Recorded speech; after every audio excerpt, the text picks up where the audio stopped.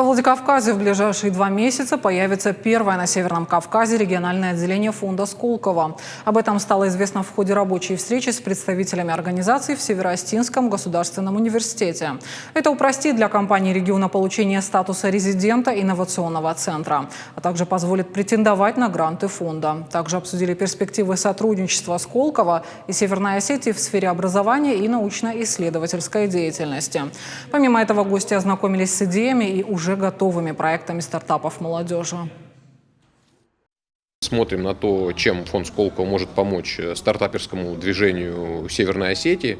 Вот сегодня мы смотрим и проекты ребят, которые, по сути, делают здесь стартапы и пытаются их как-то развивать.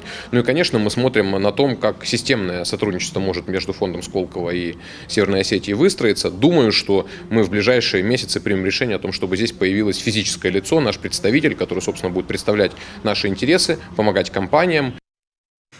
Мероприятие прошло по инициативе в Рио главы республики Сергея Миняйла и предпринимателя Владимира Гуриева. В ходе встречи отметили, что сотрудничество с фондом сыграет важную роль в приумножении интеллектуального потенциала Северной Осетии. Молодежь со всего Северного Кавказа, включая все республики и в том числе Ставропольский край, будут общаться между собой на площадках технопарка, индустриального парка и образовываться друг от друга.